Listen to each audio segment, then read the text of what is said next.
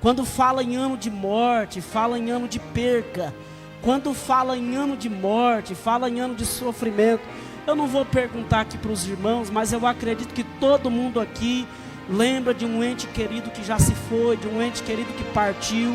Eu acredito que todos os irmãos que estão aqui já perdeu um parente que seja próximo, que seja distante. Eu vou um pouco mais além, talvez tenha pessoas que já perdeu até pessoas mais próximas, como eu, por exemplo, que perdi um filho natimorto, perdi um pai também, e tios que eu amava e amo demais. Ou seja, todos aqui já devem ter perdido alguém que ama, alguém que morreu. E você sabe que é sempre um período, uma fase triste, uma fase de sofrimento, uma fase de angústia, uma fase, perdão, em que há lágrimas, em que há desespero. Quando se fala em morte, fala de separação, isso nos arremete à dor, nos arremete à saudade, nos arremete a sentimento de sofrimento. E quando se fala de morte ou que alguém morreu, é inevitável nós não ter lembranças de uma fisionomia de alguém sofrendo, porque ele tinha, mas não tem mais. Ele via, mas agora não vê mais. Ele conversava, mas agora não conversa mais. E principalmente quando morre alguém que você ama, que você conhece há muito tempo, que você tem uma proximidade, e principalmente quando este alguém era extremamente útil, não só para a pessoa, mas para a nação. E por que eu estou dizendo isto? Eu estou dizendo isto porque Uzias, ele era um primo do rei Isaías. E além de Uzias, ele ser primo do rei Uzias, Isaías, ele estava tendo a oportunidade, irmão José, de profetizar numa época em que quem estava reinando era um rei bom. Quem é que estava reinando em Israel? Era um rei que favorecia a mente, ou levava o homem a ter uma mente em Deus. Quem é que estava reinando em Israel? Porque quando o rei era mau, Israel sofria, o povo de Deus sofria, eles perdiam guerras e batalhas. Por quê? Porque quando Deus está chateado com alguma coisa, irmãos, algumas derrotas acontecem. Quando Deus se chateia com alguma coisa, enfim, pelo menos com Israel, não vou entrar no mérito de hoje, mas pelo menos com Israel era assim. Quando Deus se chateava, quando faltava adoração, quando faltava comprometimento, quando faltava devoção, quando havia muito pecado que não era confessado para ele, diga-se de passagem, ele ficava chateado. E Israel, ele passava então a perder algumas pelejas e algumas batalhas. E diga-se também de passagem que Israel teve muito mais reis ruins do que reis bons. Então Israel estava vivendo um tempo de auge. Israel estava vivendo um tempo de alegria. Por quê? Porque Uzias, ainda que falho por querer tocar em algo que não lhe pertencia, em algo que não era a área dele, mas ele, por se achar rei, ele foi, tocou, ficou leproso. Apesar disto, mas o rei Uzias, ele favorecia os profetas, ele ajudava os profetas. E quando alguém com a mente espiritual reinava, eles ajudavam o povo a ter uma mente em Deus, eles levavam o povo a ter uma mente espiritual. Tudo espiritualizava, o culto era para Deus, as reuniões, os encontros, as decisões. Os reis, quando tinham que tomar uma decisão importante, buscava quem? Buscava conselho para o profeta. Ou se hoje em dia ainda fosse assim, ou se lideranças seculares procurassem respostas em Deus para tomar decisões. Você vê o caos que há no Brasil e mundo afora. Você vê planos governamentais. Eu não estou falando aqui, irmãos, de partidos, não. Eu estou dizendo de pessoas, de homens. É disso que eu estou dizendo. Como é bom ter alguém que tem a mente em Deus, a mente em Cristo, a mente espiritual. O povo geme menos, o povo sofre menos. Então, para resumir em suma, quando Israel tinha um rei bom, tudo ia bem, as coisas aconteciam. quando Israel tinha rei mau, as coisas não aconteciam muito bem. Então Israel estava vivendo o seu apogeu espiritual, tudo estava maravilhoso. E mais do que isto, Isaías, além de ter um acesso ao rei, por ser profeta, e repito, o profeta se aconselhava com os reis naquela, ao contrário, os reis se aconselhavam com os profetas naquela época. Então Isaías com o rei Uzias tinha essa proximidade, irmãos, igreja de Cristo, tinha essa proximidade. Por quê? Porque era rei e profeta. Mas mais do que isso, meus irmãos, Isaías era parente próximo, acredita ser primo do rei Uzias. Então eles tinham um elo, ele tinha uma aliança. Então no ano em que morreu o rei Uzias, foi um ano de lágrima para Israel. No ano em que morreu o rei Uzias, foi um ano de lágrima para os profetas. Porque profeta também geme, irmãos. Profeta também chora. Profeta também sofre. Profeta também passa dificuldade. Profeta também passa por angústia. Profeta também passa por fase que você olha e fala: uai, cadê o teu Deus, rapaz? Levanta a cabeça. Profeta também passa por fase de choro, que alguém fala: ei, você estava alegre ontem, rapaz, cadê o teu ânimo? Você estava todo alegre ontem, porque estava vencendo, e agora veio a prova, está cabisbaixo. Profeta também passa por momentos de angústia, e é mais difícil ainda para o profeta, porque o profeta, ele não gosta muito de expor a sua tristeza. Os nossos irmãos, é aquela questão de ovelha com pastor, né? Isso aqui eu estou falando do fundo do coração, não é uma crítica. As ovelhas, elas estão chateadas, elas estão tristes, ela quer o conselho do pastor, a mensagem do pastor, se não puder uma visita, mas pelo menos uma mensagem, que vale, viu, que vale, pelo menos uma mensagem: ô irmão, você está bem, como está você? É um contato. Se os apóstolos tivessem celular, eles faziam muito contato por esse caminho, mas enfim, tudo bem. Aí a ovelha, quando ela está ferida, machucada, ela gosta desse contato, da mensagem do seu líder. Mas e o líder quando ele está triste?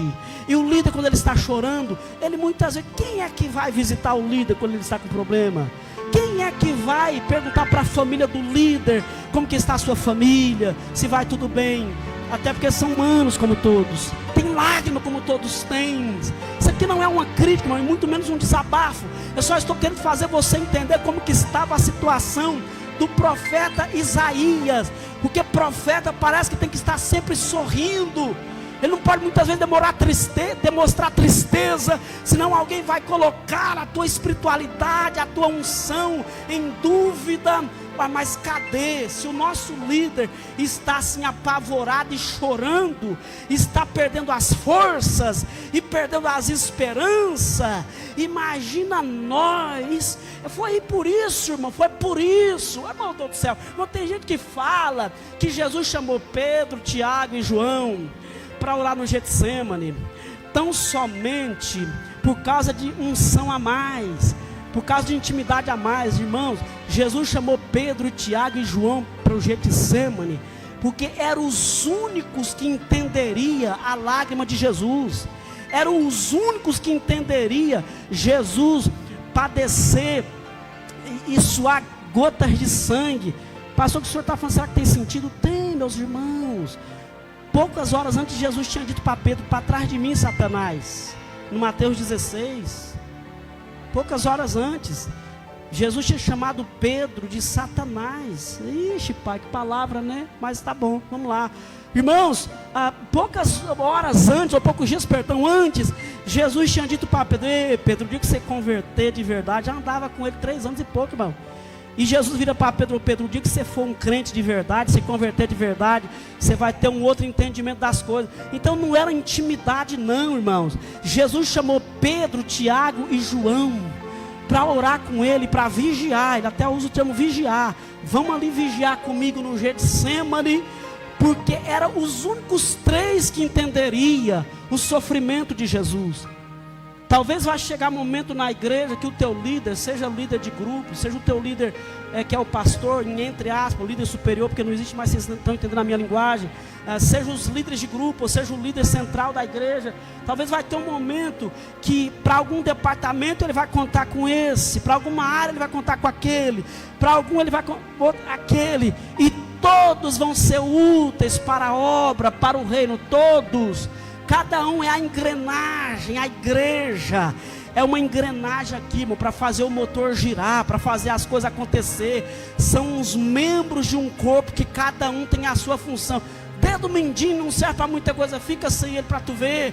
Dedão do pé, mas fica sem ele, você vai andar mancando, você vai ter dificuldade. Então isso aqui é uma família que um precisa um do outro para fazer a engrenagem, para fazer as coisas acontecer e o nome do Senhor sendo glorificado. E aliás, eu dou graças a Deus pela vida de todos vocês, irmão, que está contribuindo muito bem para essa engrenagem, e o nome do Senhor vai sendo glorificado. Tem um pouquinho de paciência, viu, irmãos? Eu sempre falo, sempre uso essa comparação do Rio Negro e Solimões, água barrenta, já decorou, né? Rio Negro e Solimões, eles andam ali do ladinho um do outro, um é água barrenta, outro é água clara, eles não se misturam, mas é só para quem fica parado ali. Se você seguir o curso do rio por 100 km, você vai ver que lá na frente eles começam a se misturar. Então vai um tempo, irmão, tem um pouquinho de paciência com o pastor Elias, eu também com vocês. Daqui a pouco vai terminar tudo bem, a engrenagem vai estar tudo sob controle, e o nome do Senhor vai ser glorificado. Jesus chamou Pedro, Tiago e João, mesmo sendo alguns falhos. João era o mais íntimo talvez, que deitava a cabeça no peito de Jesus, cheio de intimidade, mas os demais tinham falhas. Mas Jesus convida eles para o Getsemane, porque por certo Jesus pensou: quando eu estiver agonizando, eles não vão se escandalizar. Quando eu estiver com medo, porque todos eles descreveram Jesus com pavor. Pavor, irmãos, é medo misturado com um monte de coisa que vocês possam imaginar. É além do medo. Jesus, ele sentiu pavor e ele começou a angustiar-se. Imagina se todo mundo está preparado para ver o seu líder angustiando e questionando Deus: Pai, passa de nós de cálice. Porque houve um tempo, irmãos, até Jesus falar: seja feita a tua vontade. Quando Jesus fala: Pai, passa de mim este cálice, Jesus estava dizendo: Pai, eu desisto. Heresia não é, irmãos. Passa este cálice do período da cruz, do contexto da cruz. É contexto de sofrimento, é momento difícil. Pai, passa de mim este cálice. Era uma desistência. Imagina os discípulos olhando, falando: se ele, como nosso líder, está desistindo, imagina nós. Imagina nós. Se ele, que se declara o Filho de Deus, está fragilizado, imagina nós, Pedro, João, Judas. Imagina, meu Deus do céu, imagina o que vai acontecer com nós. Pois bem, Jesus chama esses três, porque esses três entenderiam o período. No entanto, queridos, quando o profeta Isaías, voltando ao texto, já para caminhar para o meio, caminhar para a conclusão, quando o profeta Isaías, ele passa um período, irmão, ele passa um período sim de tristeza. É claro que é Flávio José que traz essas informações, mas o profeta Isaías, ele se angustia, ele passa um momento de sofrimento. Por quê? Porque o rei já não está mais entre eles, o rei bom se foi, o rei bom morreu, o rei bom já não está mais ali, o rei que ajudava o profeta tinha se ido. Ele sabia que ter dois reis bons consecutivamente em Israel, isso era quase impossível, não acontecia, não era raro e não acontecia com frequência de ter reis bons. Então a lágrima de Isaías era inevitável.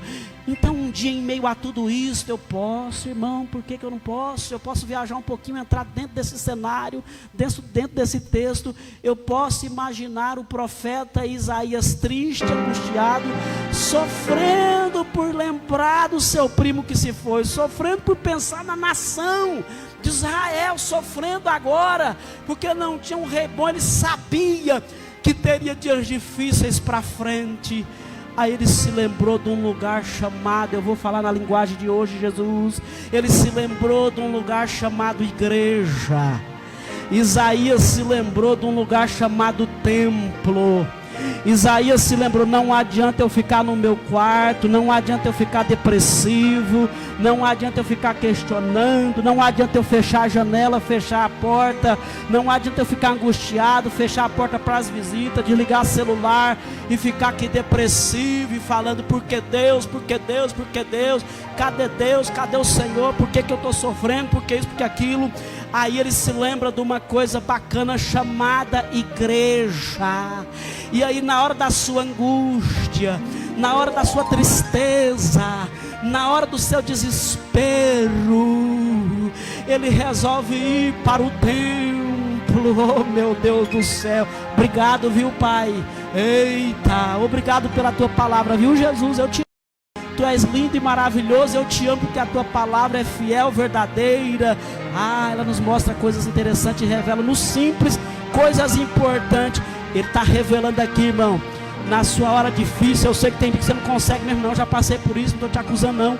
Já passei por isso. Mas a receita da Bíblia é: a coisa está difícil, morreu, perdeu gente, no campo espiritual, porque a Bíblia toda ela espiritualiza hoje, irmão. Morte física na Bíblia é morte espiritual no dia de hoje, ela espiritualiza para hoje.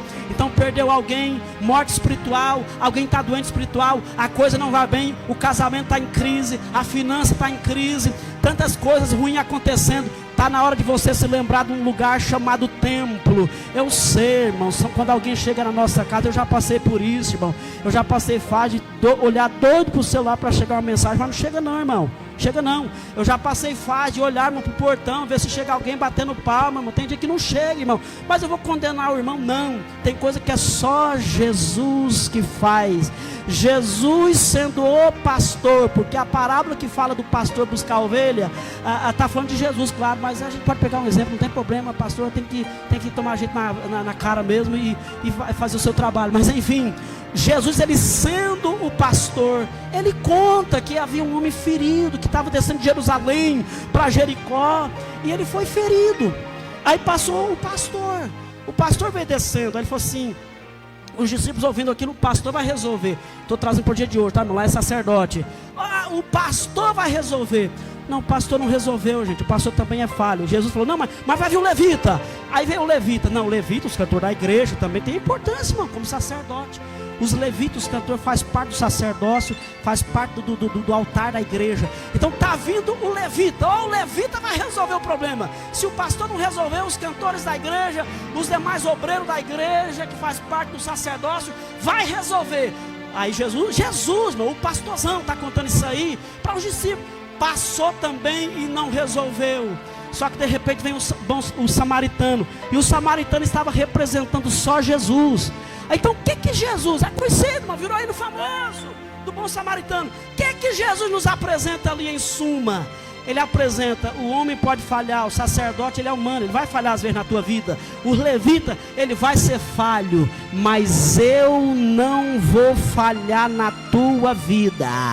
Pode me esperar, pode me esperar, pode me esperar, pode me buscar. E eu estou ficando animado com a palavra, irmão, porque Jesus está dizendo: o sistema falha, homem falha, denominação falha, convenção falha, pastor falha, obreiro falha, liderança falha, todo o sistema falha. Mas Jesus está dizendo: eu não, eu já estou. Ixi, meu Deus, que graça é esta?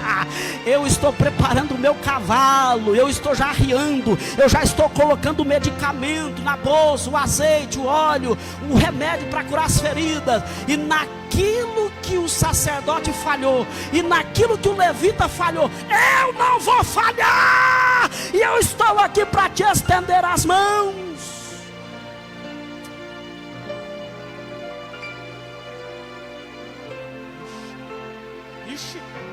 Ih, meu Pai, obrigado pela tua palavra.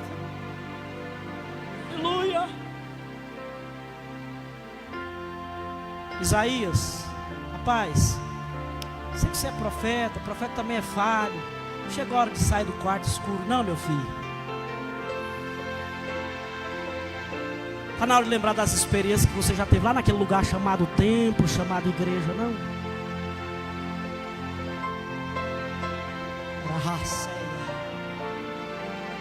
Está na hora de você lembrar, não, meu filho. Se os últimos 3, 4, 5, 10 cultos foi ruim, mas espera aí, já teve glória lá dentro. Está na hora de você lembrar não da glória? Não está na hora não? Senhor, tá bom. Aí Isaías vai. Obrigado, Pai, pela tua palavra, viu? Aí Isaías vai. Ele vai pro templo, irmão. Chega lá. Eu imagino que foi aquele dia que Isaías chegou mais desanimado na igreja. Porque a gente escolhe, a gente calcula o que vai ser o melhor culto e o pior, irmão. A gente acha que a gente tem poder para fazer um culto bom. Não tem, irmão. Não tem. A gente não tem esse poder. A gente acha, a gente mede um culto pelo aquilo que a gente está vivendo, pela fase que a gente está vivendo. É por isso, irmão, eu não tenho hábito. Se alguém um dia que já pensou isso, você pensou errado, com todo respeito. Eu não faço e não gosto que ninguém use microfone para desabafo. Porque a minha história não é a história dos 30, 40, 50 ou 70 ou 100 irmãos que tiver no culto. Temos história diferente. O dia que você teve não é o dia que o teu irmão está sentado do seu lado aí teve. Talvez foi o melhor domingo dos últimos tempos para algum. Porque está do seu lado e foi o melhor domingo e para o seu foi o mais ruim. Talvez a melhor semana dos últimos tempos foi a tua. Mas para o irmão que está pertinho de você foi a pior semana. Boleto venceu, não conseguiu pagar. O esposo, a esposa, alguma coisa parece que não está legal. Filhos trazendo preocupação. Temos histórias diferentes. Então quando nós estamos de posse desse microfone aqui, igual vocês têm feito aqui sempre, seja a boca de Deus e imagina, a história do irmão não é a minha. A história do irmão não é a minha. Cada um tem a sua história, cada um teve o seu dia, cada um tem o seu momento. Então Isaías, ele vai subindo as escadarias do templo, e ele vai subindo. Ai, Deus amado, a minha mensagem, viu? Vocês estão chegando agora, irmão José, irmã Cleide, e vocês, irmão Ailton, Adalto, né? Perdão aí. Irmãos, eu não sou de pregar mensagem muito teológica, não. Eu gosto de entrar lá dentro da cena, do acontecimento. Eu fico assim, eu leio o texto e eu preparo mensagem assim. Eu faço de conta que eu estou lá. Aí parece que eu fico imaginando, irmão, Isaías chegando naquele dia, meu primo, cabisbaixo. Culto hoje vai estar um velório. Culto hoje, porque é cara de velório, morreu, a nação está em crise, a nação está em choro, perdemos, oh meu Deus do céu, perdemos o nosso rei, e agora é o meu primo querido, vai subindo as escadarias do templo, eita meu Deus do céu, aleluia. Quando ele vai subindo as escadarias do templo, parece que eu vejo, ô Isaías, que bom que você veio, viu? Eu queria te encontrar, era aqui, viu? Você estava querendo me achar em outros lugares por aí, mas é aqui que eu estou. Eu gosto tanto. Tem até um hino que fala o dono da festa, né, da Eliane Silva. Eu gosto daquele hino, faz tempo que ninguém canta ele por aqui. Eu gosto daquele hino, o dono da festa. Vocês que cantam as irmãs, é feminino, né? É o dono da festa. Retrata muito bem aquilo ali, irmão. Porque, oh irmão, Jesus com 12 anos, José e Maria, Jesus todo empolgado. É a primeira vez que vai em Jerusalém, vai no templo. Era a idade permitida. Quando Jesus chega no templo, irmãos, ele chega empolgado. Eu falei aqui outro dia, não foi? Eu não lembro o dia que foi, ministrei aqui. A gente tem que tomar cuidado para não perder a chama do primeiro amor, irmão. A gente tem uma tendência de nos acostumar. Foi lá na casa do irmão Valmir, a pregação sobre isso. A gente tem uma tendência, irmão, de no começo, aquela chama, aquela envolve, depois parece que vai perdendo, mas não é. Às vezes é a gente que vai acostumando e acha que as coisas não estão boas mais. Aí, irmãos, José e Maria já tinha ido várias vezes em Jerusalém. Para eles não era mais um culto. Para Jesus, que era a primeira vez, não é mais um culto não. Enquanto eles foi ver as feiras e os tecidos do Egito e andar por Jerusalém, Jesus não arredou o pé do templo, irmãos. Quando deu hora de ir embora, chegaram na carruagem, cadê Jesus? Cadê Jesus? Pensa num desespero, irmão, um filho de 12 anos. Vocês têm filho aí pequeno, vocês sabem disso. Que sofrimento, meu Deus do céu. E você procura no meio de uma multidão de 2 milhões de pessoas. Cadê Jesus? Cadê Jesus? Não vê, não acha. Cadê? Na rua, na carruagem, a carruagem do vizinho, do tio, da tia, do parente. Jesus está aí, não estou. E foram andando, irmão, 3 dias de viagem. Olha que desespero. Passamos por carruagem, Jesus está aí, corria mais do que o outro. A carruagem, Jesus, menino loirinho, galeguinho, bonitinho. Não sei, eu não falo que é até africano, não sei. Mas enfim, Jesus, você viu Jesus aí? Cadê Jesus? Não vimos. Imagina o desespero, irmão, da mãe e do pai. Maria, cadê onde você deixou? José, você que é o pai, rapaz, você não cuidou direito. Não, Jesus, cadê Jesus? Cadê Jesus? Aonde está Jesus? Perdeu Jesus, irmão. E foi embora no caminho, deixando Jerusalém para trás. Ixi, pai, que está revelando, né? Então vamos lá. Deixando Jesus para trás. Sentindo a graça de Deus aqui, irmãos. E a palavra sendo revelada, viu? Está na hora de nós tomar posse e acreditar naquilo que Deus revela através da palavra. Ixi, meu Pai, obrigado, Jesus. Tu és maravilhoso, hein? Coisa gostosa é sentir a sua presença. Cadê Jesus? Ô Maria, a culpa é sua que é mãe, não é você que é pai. A culpa é sua. A gente fica enfeitando um pouquinho, mas é assim mesmo. Não acharam Jesus, resolveram voltar.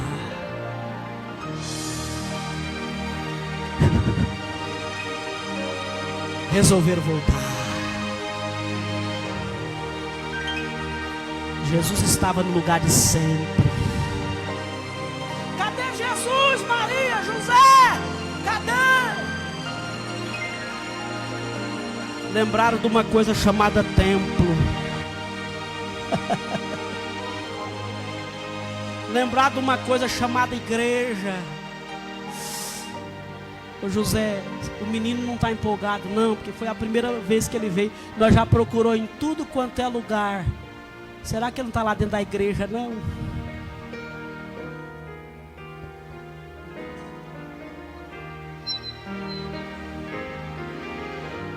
Ô José, Maria, falta só lugar, não falta nenhum lugar mais. Tá igual a história da irmã. Pastor, perdi o meu óculos. Pastor, naquele tempo que não tinha essas facilidades hoje de celular, né? De ler Bíblia em qualquer lugar, igual aqui nós está aqui, celular. E é válido, mas é Bíblia. Eu aconselho. É sempre a de papel, tá? Mas é Bíblia também, viu? Tem gente por aí que acha isso aqui, acha que sei lá o que é, né? Mas enfim. Aí, pastor, perdi o meu óculos. Faz anos que eu perdi, pastor. Tenho vontade de achar o meu óculos, porque faz tempo que eu perdi. Aí o pastor foi visitar a irmã um dia. Ô irmã, empresta a Bíblia aí, que a minha está lá no carro, eu não quero ir lá buscar. Esse povo conta cada história. Cadê? Ô irmã, cadê a Bíblia? Pega a Bíblia da senhora lá, irmã, que a minha está lá no carro, está mais perto. Eu faço muito isso, a Bíblia sempre está no carro. Ô irmão, dá a Bíblia sua Bíblia aí. Aí quando o pastor abriu a Bíblia, José, presbítero Edinho, quando abriu a Bíblia da irmã, estava o óculos lá dentro. Estava o óculos lá dentro da Bíblia, irmãos. Pastor, irmã, faz quanto tempo mesmo que a senhora perdeu o óculos? Pastor, faz um tempo já, faz uns meses, irmã. Olha o seu óculos aqui dentro da sua Bíblia. Faz tempo que a senhora não lê a Bíblia, né? Irmão, se é verdade essa história ou não, o fato é que é uma reflexão interessante. Numa época que ninguém tinha tanta Bíblia como tem hoje, uma no carro, outra na estante, outra na sala, outra na cozinha. É só para exemplificar o quanto que a irmãzinha lia pouco a Bíblia. E a palavra de Deus é importante para nós. No entanto, queridos, José olhou para Maria. Eu estou aqui entrando dentro da cena, né? Imagino que isso possa ter acontecido. Já procuramos em tudo quanto é lugar. Só falta um lugar. Aonde, José? Na igreja, no templo. Ah, mas lá está cheio de doutor.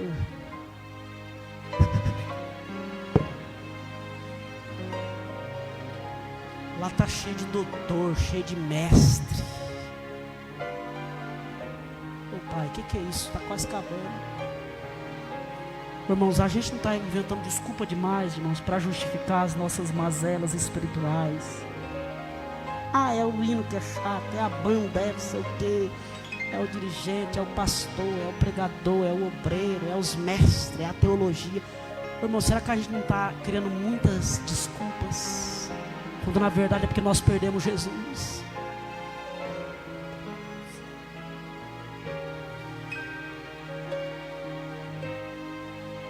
Não, lá está cheio de mestres, doutores. Será que Jesus está lá no templo ouvindo aquele povo? Os doutores da lei, os mestres. Maria, para quem está perdido, todo mato é caminho. Perdemos Jesus e não temos mais lugar para procurar Jesus. Então vamos lá, vamos. Quando chegaram dentro do templo, Lá estava Jesus ensinando entre os doutores.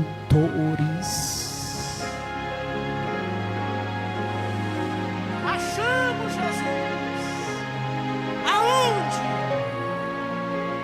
No meio dos doutores. É doutores, mas a palavra está sendo ministrada. São mestres, mas a palavra está sendo revelada. São homens importantes, que se dizem donos da verdade, da teologia, da exegese, da arqueologia, sei lá do que. Mas lá estava Jesus entre os doutores, porque a palavra estava sendo revelada e verbalizada. Achamos já Jesus, encontramos Jesus. Quando Isaías entra dentro do templo, ele já vê que havia algo diferente. Ele pensou que era até uma passadeira. As igrejas antigas, vocês não lembram, vocês são muito novinhos, mas eu lembro, as igrejas antigamente tinham passadeira, assim, era bonito. Eu lembro lá em Cacau até hoje o jeitinho da passadeira. Mas não era passadeira, não. Era uma orla de um vestido. Uai, que vestido grande é esse? Que orla é essa? Ele foi pisando, achando, que é isso? Quando ele levanta os olhos, ele vê, ixi, eu arrepiei, você também tem que arrepiar, irmão. Ele vê Jesus, ele vê o Senhor assentado sobre um alto e sublime trono.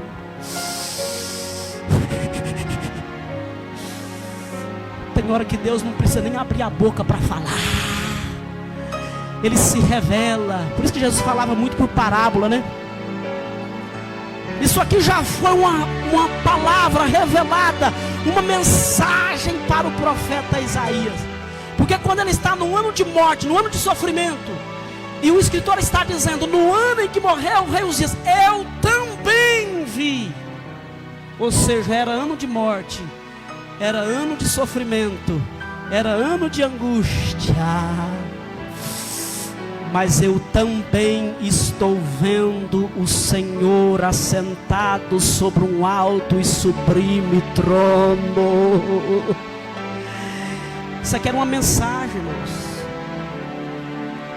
Deus assentado sobre um alto e sublime trono. Trono, está no trono quem? Quem é rei. Ixi, Pai, a palavra é tua, né?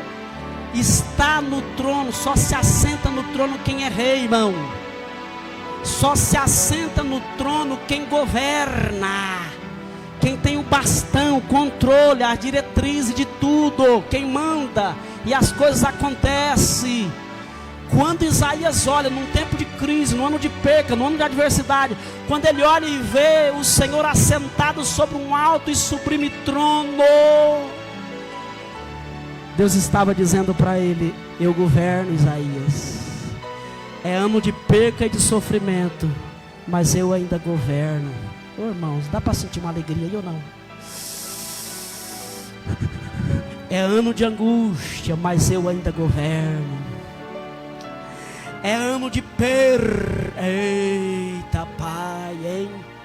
É ano de percas, mas eu ainda governo. É ano de lágrima, mas olha eu assentado aqui, Isaías. Alguém morreu, mas eu estou assentado no trono. E não só isso, eu governo. Alguém já não existe mais. Você está preocupado com a nação, você está preocupado com o teu povo, mas eu estou assentado sobre um alto e sublime trono, e eu ainda governo. Eita glória, oh glória. Tem alguém nessa noite que quer reconciliar com Jesus? Pastor, não estou desviado não, que bom, até porque eu nem gosto dessa palavra e nem considero. Mas talvez está parado, estagnado, parou de fazer obra, porque ficou olhando a morte à sua direção, no seu caminho, do seu lado, morte para cá, morte para lá. O líder, até o líder que é para governar, morreu o rei. Deus está dizendo, o rei morreu, o rei da terra, mas o rei sobre todos os reis ainda governa, Isaías.